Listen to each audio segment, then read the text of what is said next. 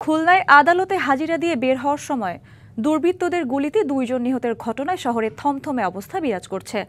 রবিবার দুপুরে হাজিরা দেওয়ার জন্য আদালতে যাওয়ার সময় চিফ জুডিশিয়াল ম্যাজিস্ট্রেট আদালতের সামনে ফজলে রাব্বি রাজন ও হাসিব হাওলাদারকে গুলি করে ও চাপাতি দিয়ে কুপিয়ে জখম করে দুর্বৃত্তরা। আশঙ্কাজনক অবস্থায় আহত 2 জনকে উদ্ধার করে খুলনা মেডিকেল কলেজ হাসপাতালে নেওয়া হলে চিকিৎসক তাদের মৃত ঘোষণা করেন। সিসিটিভি ফুটেজ দেখে আসামিদের শনাক্ত ও গ্রেপ্তারের চেষ্টা চলছে বলে জানিয়েছে পুলিশ।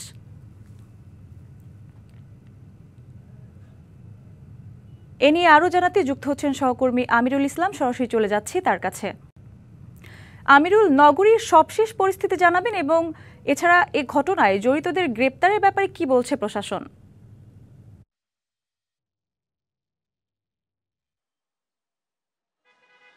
নগরীর যে অবস্থা সেটা যদি বলা হয় যে বিরাজ করছে এবং মানুষের মাঝে যে একটা আতঙ্ক, সেই আতঙ্ক কাজ করছে।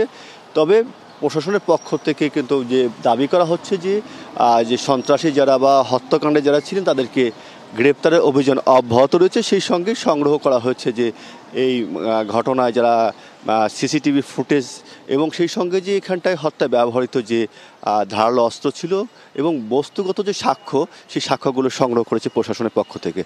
আর বলা হচ্ছে যে বিশেষ করে যে এখন পর্যন্ত কিন্তু এই জোড়া হত্যার ঘটনায় মামলা দায়ের হয়নি, মামলা প্রক্রিয়াধীন রয়েছেন। আর বিশেষ করে যে আজ যেটা রয়েছেন যে আজ ময়নাতদন্ত শেষে যে নিহত নতুন এবং ফিরে আসা গ্রাহকদের জন্য নগদে চলছে ক্যাশব্যাক সহ প্রতিদিন হাজারো উপহার জেতার সুযোগ। হবে আশা আর ফেরা সারপ্রাইজ সেরা।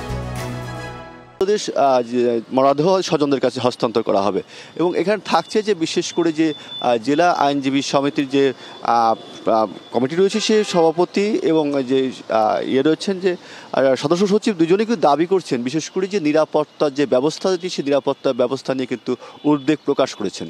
আপনি জানেন যে খুলনা যে হাজতখানা বিগত সময় যেমন আসামি সিনিয়রের ঘটনা ঘটেছে, অনুরূপভাবে আসামির দিকে হামলার ঘটনা ঘটেছে, যার কারণে যে জেলা আইনজীবী সমিতির পক্ষ থেকে দাবি করা হচ্ছে যে নিরাপত্তা বলয় তৈরি করার কথা ছিল প্রশাসনের পক্ষ থেকে, সেই নিরাপত্তা ব্যবস্থা কিন্তু বিশেষ করে আদালতে এবং আদালতে যে এলাকা রয়েছে সেই নিরাপত্তা জোরদার করা ছিল না। যার কারণে যে কালকে যে ঘটনা, সেই ঘটনা ঘটেছে যা জোড়া হত্যার মতো ঘটনা ঘটেছে এবং রাতেও কিন্তু যে ঘটনা ঘটেছে বিশেষ করে যে নগরীর যে লবণচর এলাকায়, এখানটায় কিন্তু সন্ত্রাসীরা সম্রাট নামে এক যুবককে গুলিবিদ্ধ করেছে। তিনি কিন্তু চিকিৎসাধীন রয়েছেন খুলনা মেডিকেল কলেজ হাসপাতালে।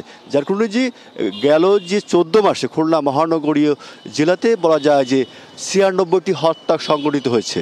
এর মধ্যে যে খুলনা মহানগরীর যে থানাগুলো হচ্ছে মেট্রো এলাকায়, সেখানটায় কিন্তু 46 জন, বাকি যে 50 জন, যে 50 জন রয়েছে যে জেলার যে 9টি থানা রয়েছে সেই থানা এলাকায় সংঘটিত। যার কারণে যে খুলনাবাসী বিগত সময় কিন্তু এই আইন শৃঙ্খলা উদ্বিগ্ন ঘটনায় কিন্তু বিভিন্ন সময় নিরাপত্তা দাবি করে এবং মানববন্ধন সভা সমাবেশ। যার কারণে যে খুলনার বাসী যে দাবি যেটা যে এই যে আইন শৃঙ্খলা অনিয়ন্ত্রিত অবস্থা থেকে নিয়ন্ত্রণে আসবে, এমনটাই কিন্তু খুলনার সাধারণ মানুষ প্রত্যাশা করছে। এটাই ছিল সর্বশেষ অবস্থা।